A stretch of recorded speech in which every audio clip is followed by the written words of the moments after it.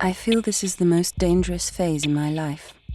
He's planning an accident in my car, brake failure and serious head injury, in order to make the path. In October 1996, Princess Diana predicted her own death in this letter to her butler, Paul Burrell. 2 weeks ago, he released the letter, blanking out the name of the person Diana believed was plotting her murder. The problem that the establishment will have is that they have covered up the inquest, never been an inquest. They have not allowed a public inquiry into what happened to Diana in this country. And that has fueled already conspiracy theories for the last 6 years. And what today's letter will do is simply give credence to the view that there was more to it than meets the eye, and we should have some form of formal investigation. There was an official French inquiry into the deaths of Diana and Dodi Al-Fayed, an inquiry that ruled out foul play. But 6 years on, there's still been no inquest in Britain. The Coroner's Act states there has to be an inquest if bodies are brought back here for burial, and that is what happened on August the 31st, 1997. The Act says the inquest has to be held as soon as practicable. The Tatler is the magazine of the rich and chic. It's close to the establishment, but its editor is now leading a campaign for that inquest. Why has the most famous woman, possibly in the 20th century, who died in mysterious circumstances, not have what she's legally entitled to, which is an inquest? I mean, it is an obligation under the law. It's not a nicety. It's not something which we might feel was polite or decent to do. It is a legal obligation.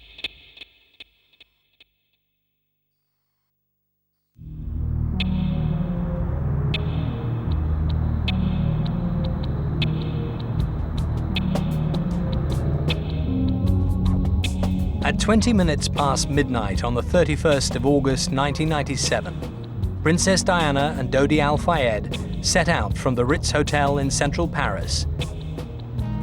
And of the 4 people in her Mercedes, only the bodyguard, Trevor Rees-Jones, would survive. 2 hours after the crash, French police arrested 7 paparazzi for manslaughter. Their high-speed chase had caused the deaths. 30 hours later, the French authorities changed the story dramatically. Now the fault was the drivers. Henri Paul was drunk and on medication. Following a French government inquiry in 1999, this explanation remains the official cause of the accident and the deaths of Diana, Dodi, and their driver. But now we know that the official version is deeply flawed. The investigating magistrate and the prosecution wanted to come to an end because there was too much pressure, because no one would know the real truth anyway, so it had to be stopped. So it was stopped, and of course, not everything has been inquired on. We've been allowed to film the 27 volumes of confidential evidence the French inquiry gathered. None of these documents have been seen before. The files raise a number of very worrying questions about the inquiry. Why was the scene of the accident scrubbed clean and opened within 4 hours of the crash, destroying valuable forensic evidence? Why was the traffic police investigation not included in the official inquiry report? Why was the first witness on the scene ignored and silenced by the police? Why was the autopsy carried out on Henri Paul so blatantly inaccurate? And why were the Secret Service connections of both Henri Paul and another key witness never properly explored? One of our discoveries was this photograph of the Mercedes and its occupants taken just seconds before the crash.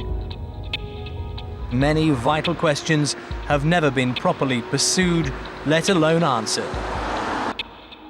And that appears to be no accident.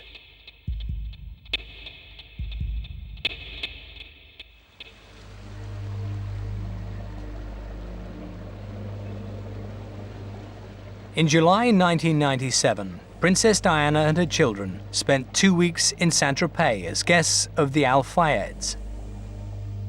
She was a free woman, just divorced and just out of a 2-year love affair.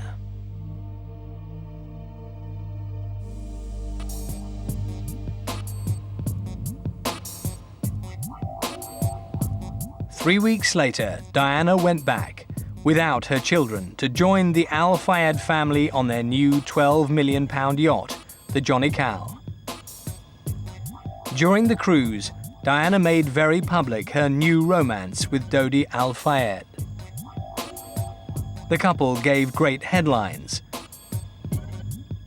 Princess of the Paradox Diana yo-yoed between posing for stills and pleading for privacy.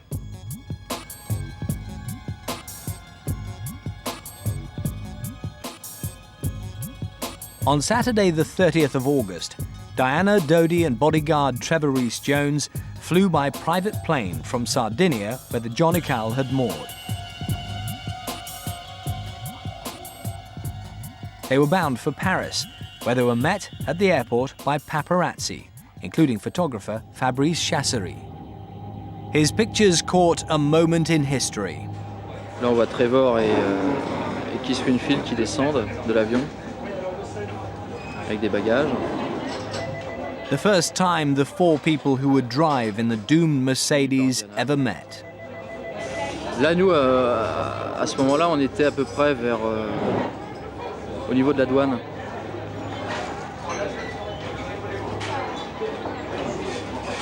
Pareil. Là, on aperçoit Henri Paul. Dodi was close to Henri Paul, deputy head of security at the Ritz. He is one of the key personalities of the night and a man with a complicated past. Henri Paul, who was the second in charge of security at the Ritz Hotel and was sort of press-ganged into being the chauffeur that night at the last minute, he was a long-standing agent for MI6, an agent in terms of supplying information to MI6 about the goings-on in the Ritz Hotel in return for cash. And he'd been working for MI6 since, well, I'd seen his file for the first time in 1992, and from memory he'd been working for MI6 for a few years prior to that. The Secret Service connection was confirmed by Henri Paul's best friend, Claude Garrec. Moi, j'ai toujours su qu'il avait des rapports avec les services secrets, mais dans le cadre de son travail. Pas dans un cadre d'aller trahir qui que ce soit, ou de monter des opérations à son compte. Ça, c'est complètement encore une fois fantaisiste. C'est ça, c'est le fait qu'il occupe cette fonction dans cet hôtel qui l'a mis en rapport. Évidemment. Et anglais? Mais anglais, de tout, je veux dire... Tout type de service secret. Arabe, israélien, tout ce que vous voulez. Je veux dire, à partir du moment où cet hôtel-là n'a pas spécialement une clientèle plutôt qu'une autre. The inquiry faced a politically sensitive issue, deciding how much of Henri Paul's past it could reveal. And this was not the only difficult decision.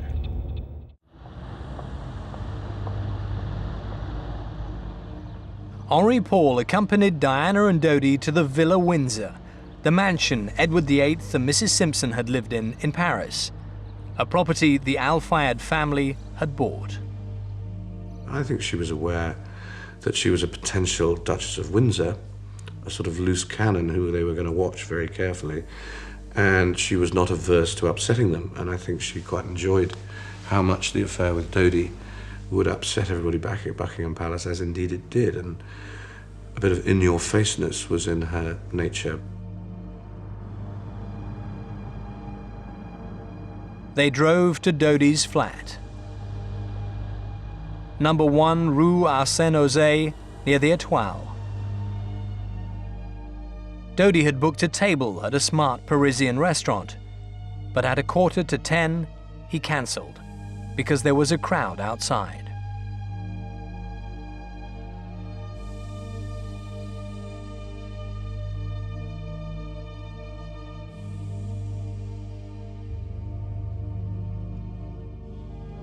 Diana and Dodi returned to the Ritz, the great hotel owned by Dodi's father, Mohammed Al Fayed.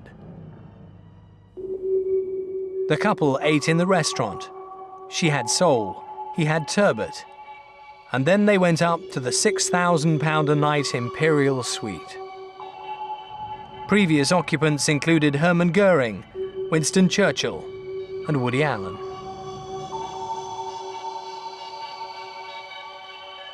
Henri Paul left work at 7 p.m. 2 hours later, he was asked to return to the Ritz.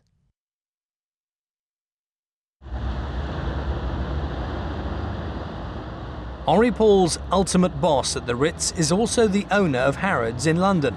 Mohammed Al-Fayed still ponders what happened that night.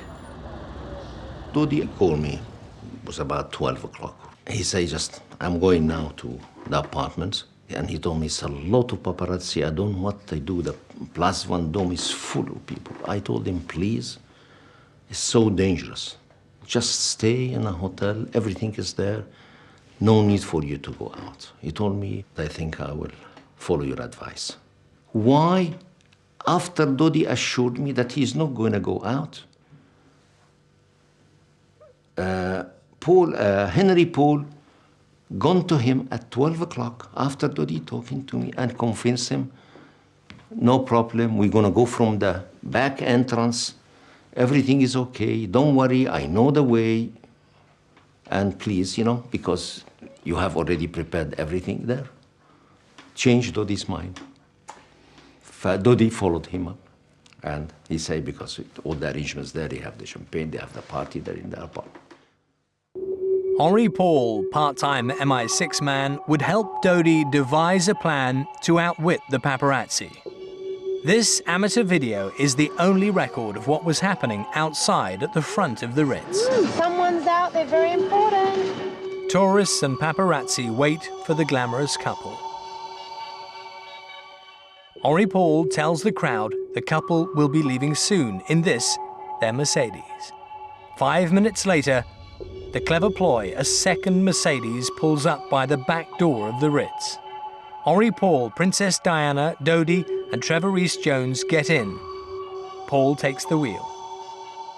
Meanwhile, at the front of the Ritz, people scramble into their cars, realizing they've been fooled. Using two Mercedes might not be vintage James Bond, but it gave Diana and Dodi's car a head start. Chasing Princess Diana! The quickest way from the Ritz to Dodi's flat was up the Champs-Élysées, but at the Concorde, the car turned left instead of right. It then raced along the riverbank of the Seine. It was now actually going away from Dodi's flat. But the French inquiry never asked why they were taking this route. It is a mystery why they were where they were, because there are many different ways of getting to the apartment that they were going to at the top of the Champs-Élysées without going via the Champs-Élysées. Where they were, it's inexplicable. Our access to the files reveals that most witnesses did not see the actual crash because they were either at the entrance or the exit of the tunnel. It's amazing that one crucial witness who was behind the Mercedes was ignored by the inquiry. His name is Henri Paul. Non, je commence à rentrer dans le tournant. Là, il y a des appels de VAR. Parce que la voiture, bon, c'est vrai qu'elle roule assez vite quand même. J'avais pas conscience, quoi. Et j'entends comme, à un moment où elle arrive à ma hauteur, j'entends comme une implosion. Et malgré mon pot d'échappement qui est trafiqué, ce que je vous racontais, j'ai entendu cette implosion. Patel was not the only person to hear a strange noise. Clive Guravoodoo, who was on the bridge above the Alma Tunnel, he and also was a chauffeur, and his car was parked, and he was waiting for the people he was waiting for to come out of their restaurant or cinema or something, and he was having a cigarette on the bridge over the Alma Tunnel, and he heard this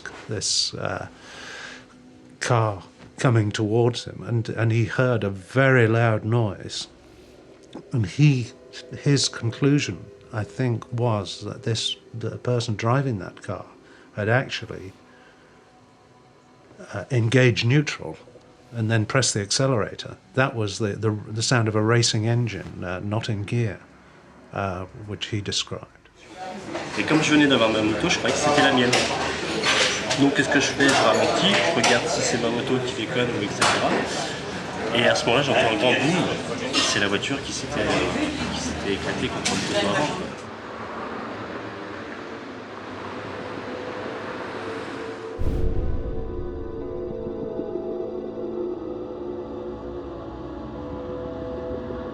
Henri Paul and Dodi Al-Fayed died almost instantly.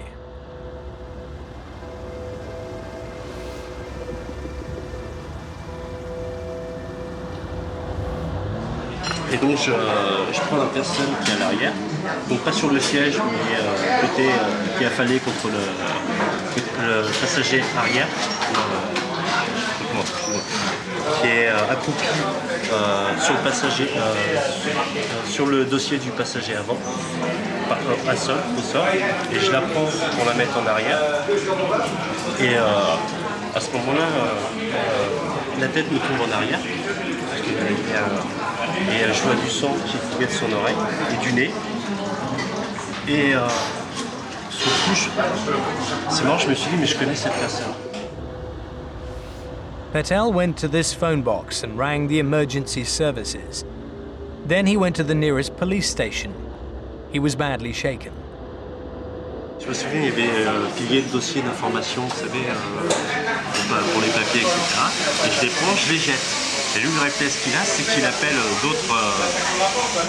d'autres personnes pour essayer de me calmer. Mais plus on essayait de me calmer, plus je m'énervais parce que je disais, mais merde, c'est Et eux, ce qu'ils ont fait, ils m'ont maîtrisé. Ils m'ont mis les menottes et ils m'ont mis dans un bureau. Attendez, on va chercher l'inspecteur qui s'occupe de ça. Et voilà. Princess Diana was very badly hurt when she hit the back of Trevor Rees-Jones's seat, but she was not trapped in the metal. Under a flash, the full damage is clear.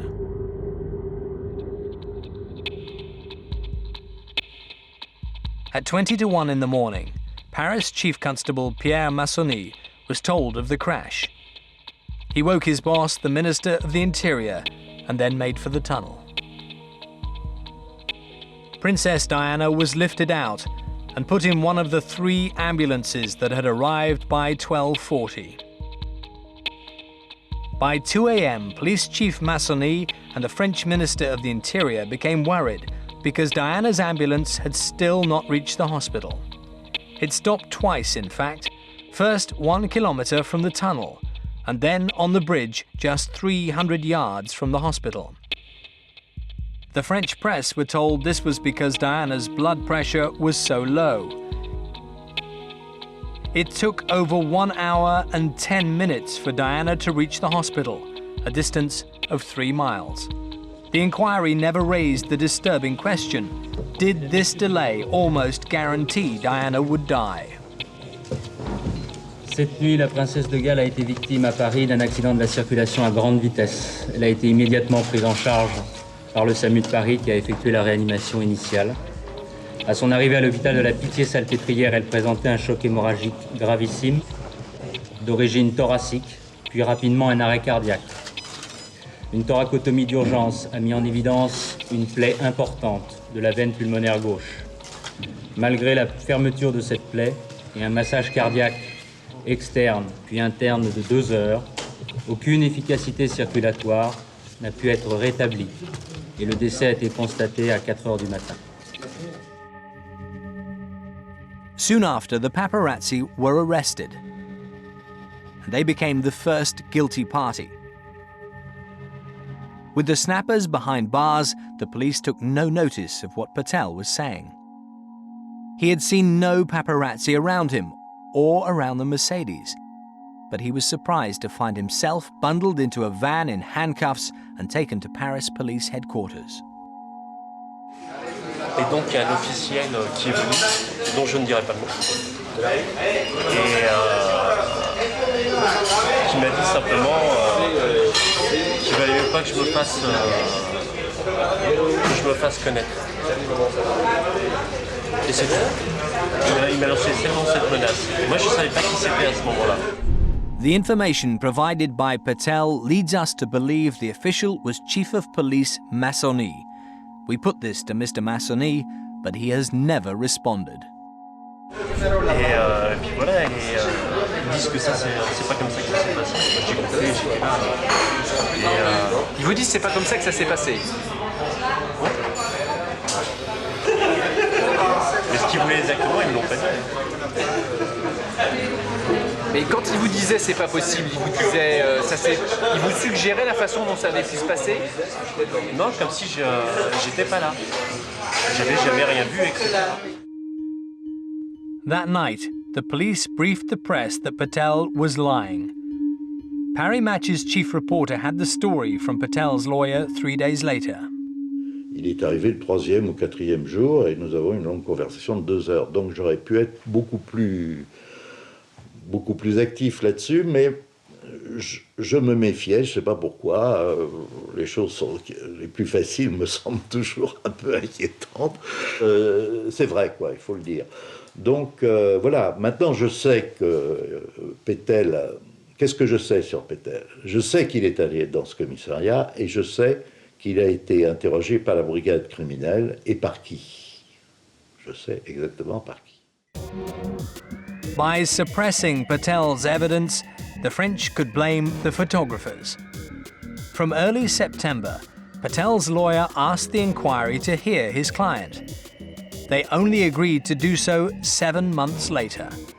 Then the inquiry asked the police to explain why Patel's original statement had been lost. Sauf que, effectivement, s'il a été entendu par la police, il devrait y avoir un procès verbal qui apparemment n'existerait pas, ou en tout cas qui n'aurait pas été produit. Et ça vous inspire quoi, ça, le fait que... Ça m'étonne énormément, d'autant que j'ai toujours pensé que, pour diverses raisons, que M. Patel disait la vérité. Alors je ne comprends pas très bien qu'on n'ait jamais pris en compte son témoignage. The police first claimed Patel was a liar, and second that he didn't speak clearly enough. Yes, there had been a call to the emergency services as Patel claimed, but the caller said he was speaking from Almont-Marceau, not Alma-Marceau. No such place as Almont-Marceau exists.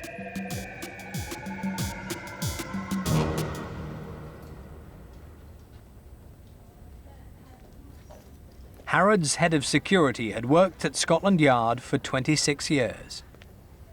My first concern was I'd learned that the bodyguards had decided not to deploy a backup vehicle, protection vehicle, which was contrary to all of our own rules.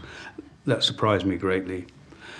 I was also very surprised when I learned, particularly from television footage, that the French police had not isolated the tunnel to preserve it for evidence. Whether this was something other than a traffic accident or not, something of this magnitude involving Diana, Princess of Wales, this scene should have been preserved. These extraordinary images are from that night. Vers 7 heures du matin, je suis rentré au tunnel. Au tunnel de l'Alma, parce que je voulais voir l'intérieur. Et je croyais, j'étais sûr que c'était toujours fermé, mais c'était complètement ouvert. Et ça m'a beaucoup surpris, hein, parce que c'était Diana, elle était morte, c'était une grande affaire. Et j'aurais pensé que la police aurait fermé le tunnel pendant même plusieurs journées. Mais c'était complètement ouvert vers 7 heures du matin. Shortly before dawn, the Propriété de Paris, the green vehicles which sweep the streets, sprayed detergent in the tunnel. Not the best way of preserving forensic evidence. Was it a clean-up or a cover-up? The whole Diana factor does alarm the establishment. She has this volcanic capacity to cause great grief, dismay, lack of logic, distract from the main purpose of the royal family, and certainly an inquest could throw up some uncomfortable questions.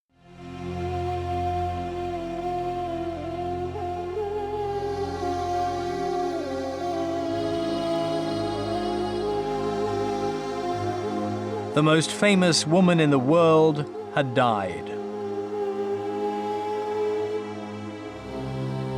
Happy birthday! As Diana's body was brought back to Britain, everyone here expected a thorough investigation, like an inquest. But France does not have public inquests. The government appointed a middle-ranking judge, Hervé Stéphan, to carry out an inquiry into what caused the deaths. He worked to rules that haven't changed much since Napoleon. First of all, you have something which is called the secrecy of the investigation in France. That means that apart from the investigating judge and the parties being really limited to the lawyers and the prosecutor, no one has access to the prosecution, no one has access to the file, no one has access to the evidence. So the media don't know anything, the public does not know anything, and nobody can verify what's in the file. Over there they have the inquisitorial system where an officer of the state conducts the inquiry with the assistance of the police. And of course all officers of the state are paid by the state and beholden to the state. And one is, shall one say, in no circumstances sceptical as to whether or not there can be interference from above.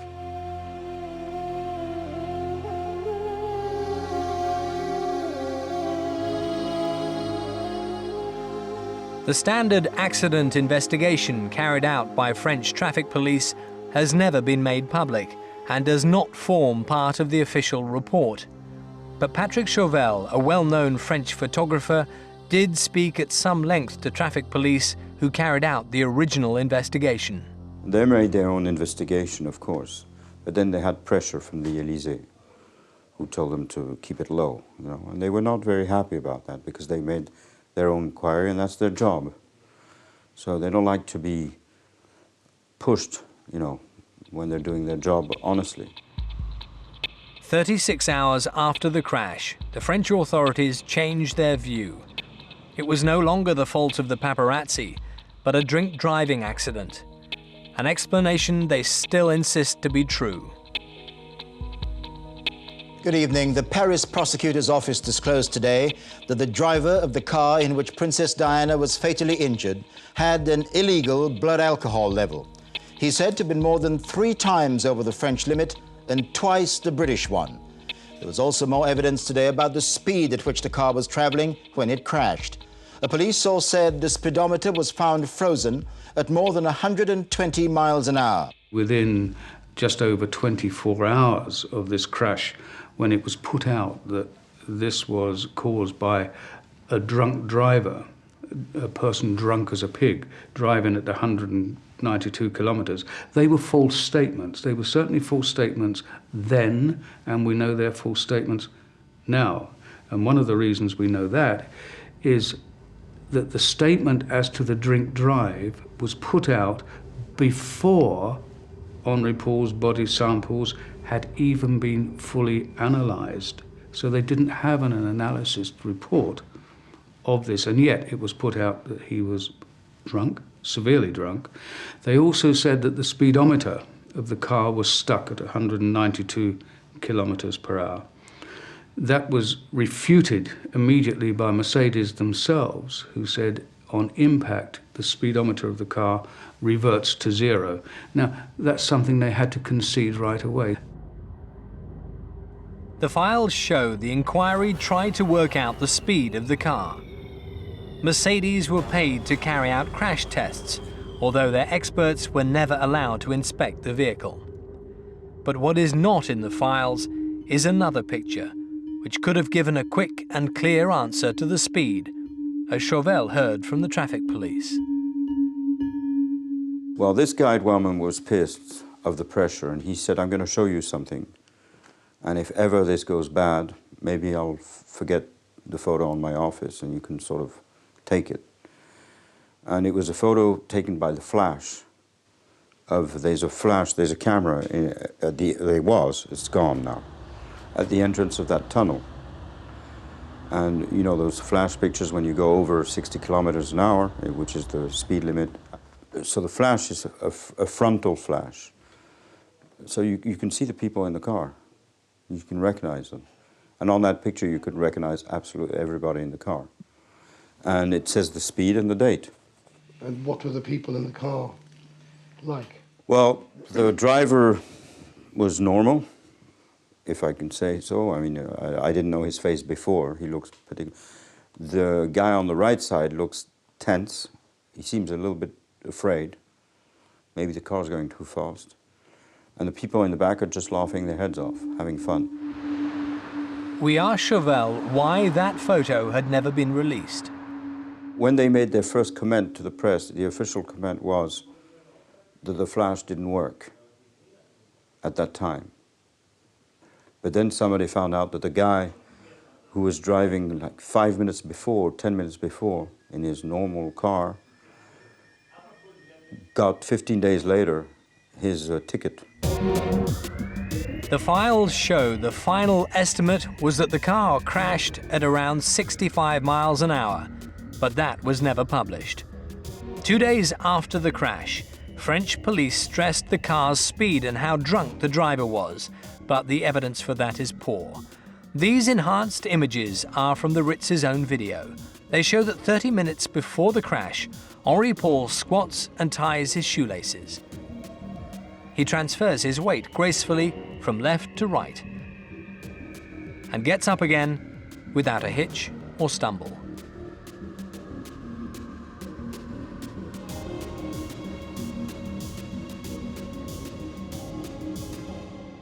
Paul spent 2 hours before setting off from the Ritz in the company of Trevor Rees-Jones. Did Trevor Rees-Jones have any feeling that Henri Paul was drunk? No, none whatsoever. He would, in fact, not have permitted in any shape or form anybody he had suspicion of having drunk to drive the car. That was an essential part of his job, to ensure the couple's security. The autopsy on Henri Paul was carried out by Professor Dominique Leconte and Dr. Gilbert Pépin. They concluded that Henri Paul's blood had 1.74 grams of alcohol, twice the legal limit in Britain. He also had legal medication and an average of 20.7% of carbon monoxide. The carbon monoxide reading is bizarre because such a high level leads to erratic behavior. Pas possible. Car plus de 20% de monoxyde de carbone, on ne peut pas conduire. On ne peut pas se tenir debout. On vomit. On a mal à la tête. Donc on aura décelé chez M. Paul un comportement tout à fait anormal. Il n'aurait pas pu prendre la voiture puisque au moins le garde du corps l'aurait empêché de prendre le volant. The first thing we wanted was an independent post-mortem, and that was denied without reason. They wouldn't give a reason why we couldn't have one. We then asked for an independent analysis of these body samples, and that was denied. We then asked whether we could be present at any subsequent examination of Henri Paul's body, and that was denied. All of these things without reason. The police got a search warrant for Henri Paul's flat. His friend Garrick had the keys and watched. J'ai eu quand même la nette impression que le rapport de perquisition était quand même un petit peu orienté. Parce que vous voyez, on a toujours fait on a toujours dit il y a une bouteille de martini dans le frigo alors que ne buvait pas de martini, on disait qu'il y avait des bouteilles de Ricard, tout d'un coup il semblait que son bar était extraordinaire alors qu'il était tout à fait commun, j'en ai un moi-même à peu près du même ordre. Et vous dites que vous sentez qu'il était orienté parce qu'on cherchait de l'alcool? Orienté, puisqu'on n'a jamais dit qu'il y avait par exemple 240 bouteilles de Coca-Cola. Il y avait 240 bouteilles? Oui, de boîtes de Coca-Cola light, puisque c'était sa boisson préférée. Là, le rapport n'en fait pas état. Pourquoi? Mais j'ai l'impression qu'à partir du moment où on ne voit que l'alcool et on ne voit pas les softs, bon, ça me paraît quand même un peu orienté. Et les médicaments? Ils ont cherché les médicaments? Mais forcément. Et alors? Et alors, il n'y en avait pas. Il n'y avait pas de médicaments? Non plus. The Paul family were denied access to the material in these bottles, their son's blood and urine samples. Backed by Al-Fayed, they got 4 of Europe's top pathologists to examine the post-mortem report. They dissected the autopsy and listed 28 critical errors that made the procedure unreliable. These included that the autopsy was not timed. No proper description was given of how his body was identified. No explanation was given for the 20.7% of carbon monoxide. The final conclusions of the 4 pathologists were damning. The results on carbon monoxide in the blood are inexplicable as the attitude of Dr. Pepin and Professor Leconte, who continue to present arguments which have no rigor and no scientific value to justify their results. The hypothesis that there was a mix-up in the samples needs to be seriously considered.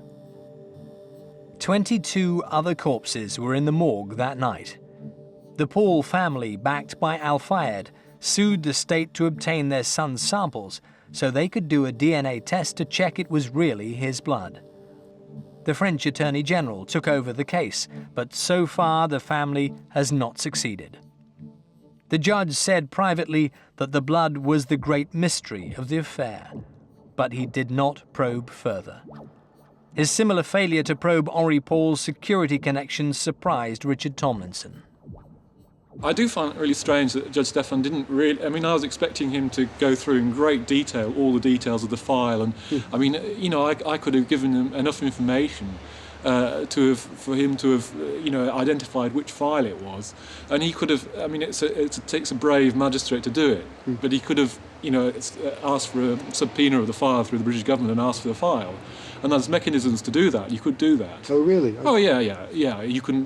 Whether MI6 would agree to it, I don't know. But if there was sufficient pressure, then they would have to. Yeah. This was only one of a number of lines of inquiry the French refused to pursue. For Mohammed Al-Fayed, it was a personal tragedy, but it could also have become a business problem. Trevor Rees-Jones's lawyers wanted the inquiry to consider whether the Ritz and the firm that owned the Mercedes Étoile limousine might have been negligent. The Mercedes Diana used had been stolen 3 months earlier and its electronics ripped out. Had the repairs been properly carried out? We tried to reorientate the investigation on another way, especially towards Étoile Limousine and the Ritz.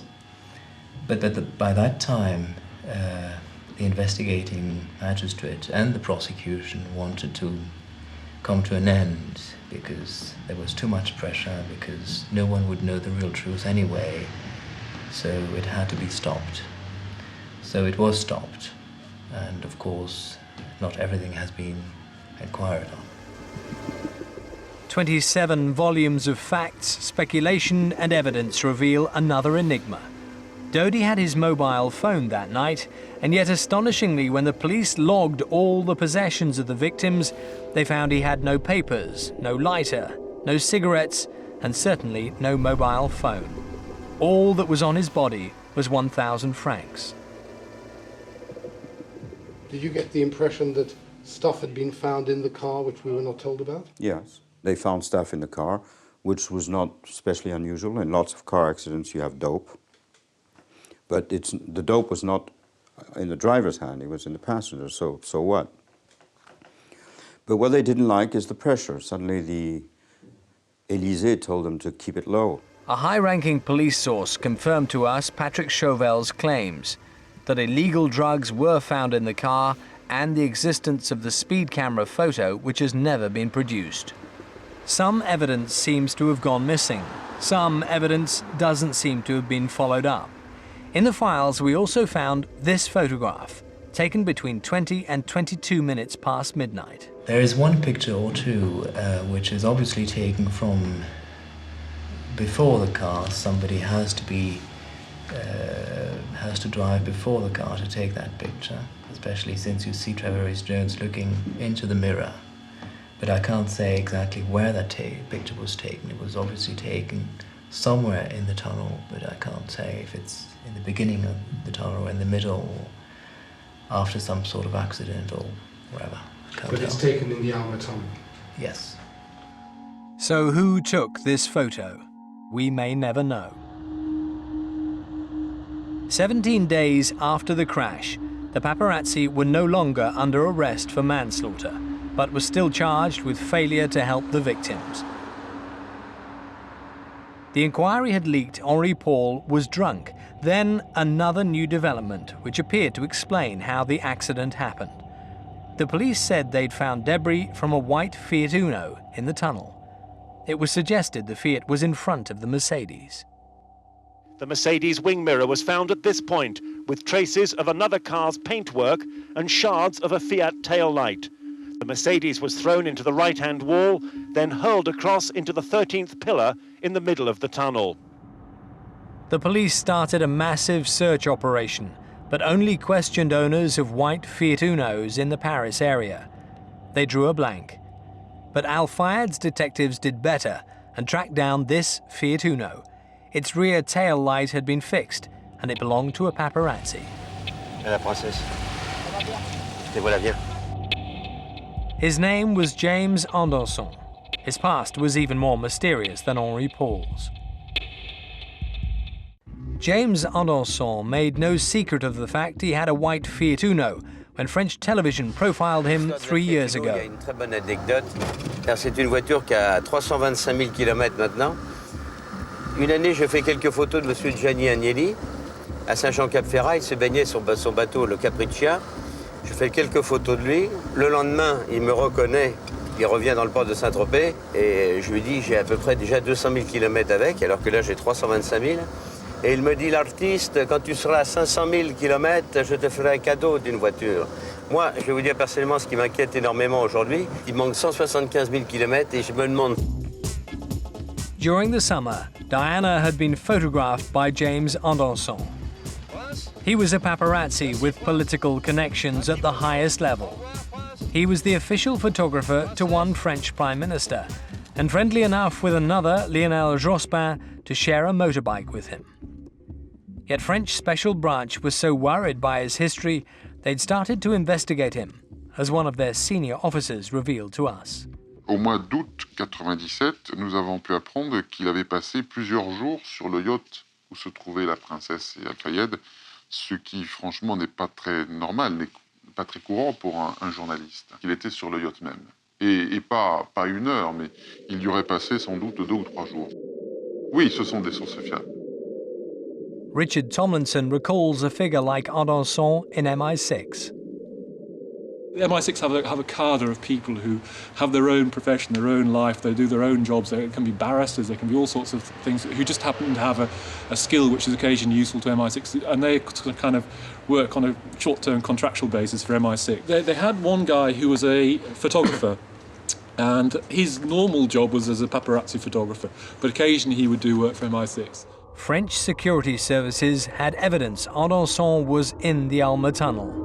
Et il se serait vanté, dans son entourage, quelque temps après, d'avoir même donc photographié et même enregistré, sans doute, les derniers instants, du moins sous le pont de l'Alma, de la princesse Diana. C'est un témoignage qu'on a recueilli dans son entourage. The widow of one of Andanson's friends confirmed he had boasted to them he was at the scene. Il m'a dit qu'il y était. Il nous a dit qu'il y était. Je suis venu, il a vu l'accident et tout ça. Il n'a pas été pris par la police. Il est parti parce qu'il était malin. Vraiment, James Andanson avait de très fortes intuitions et avait l'art d'approcher de nombreuses personnalités qui ensuite sont mortes subitement. French Special Branch became interested in Andanson when they noticed he'd been the last person to photograph and one of the last to talk with Pierre Bérégovoy. Que James Andanson pouvait sans doute ne pas travailler seul et être manipulé ou dirigé soit par un service ou des services, soit par une équipe qui, à un certain moment, pouvait être chargée d'éliminer ou de gêner ou de compromettre une personnalité, et Andanson faisait sans doute office d'agent de renseignement. On a évoqué les liens que pouvait avoir Andanson avec des services anglais ou services français. Cela n'a jamais été formellement prouvé, Mais c'est une hypothèse qu'il ne faut pas exclure. Et puis il y a surtout les conditions absolument ahurissantes de sa mort. In June 2000, Andanson apparently committed suicide by setting fire to himself in his car on this piece of army land. He left no suicide note. His body was found by French commandos.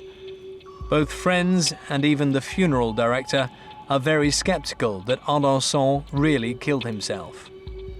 None of this was ever mentioned by the French inquiry.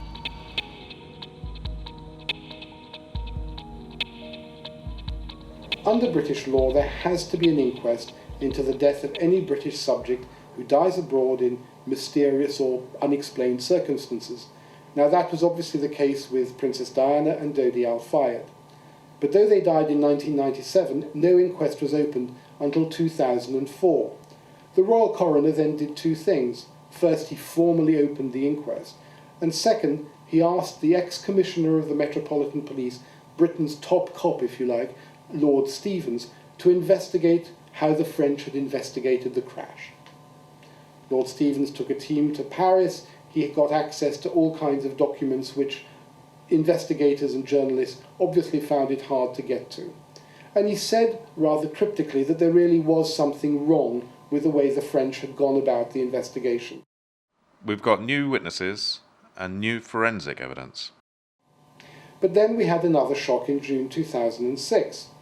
By then everybody thought Lord Stevens would soon issue his report, and everybody thought the coroner would finally open the inquest properly. But suddenly the coroner then announced that the inquests into Princess Diana and Dodi Al-Fayed were simply too time-consuming, and he had to resign. So we now find ourselves in the very strange position that there has to be an inquest. The inquest has been opened, but there is nobody to run the inquest. James Andanson was only one reason why there was pressure not to explore certain irregularities about the accident investigation. The first witness on the scene was ignored and deliberately discredited. A proper traffic accident investigation was apparently suppressed, and the victim's possessions had apparently vanished. The dead driver's autopsy was clearly flawed, yet formed the basis for the main conclusion that drunk driving was to blame. The driver and another key witness had strong Secret Service connections, but these were never explored. To blame the driver, Henri Paul, as the French authorities have done, may be convenient, even politic. But the true causes of the crash are complex and murky. The revelation that Diana predicted she would be the victim of a so-called accident has sparked even more calls for an inquest. It's third-class treatment for a first-class tragedy. It's very difficult to get to the root of why they have delayed. There are rather feeble excuses like, we're waiting for the French inquiry. Well, the French inquiry is over. There are feeble excuses like, we want to make sure we can get all the witnesses. Well, the same witnesses are there as ever have been there. We certainly won't see an inquest open in 2006. We probably won't see an inquest open in 2007. And the best guess is that maybe it will open in 2008, 11 years after the crash in the Alma Tunnel.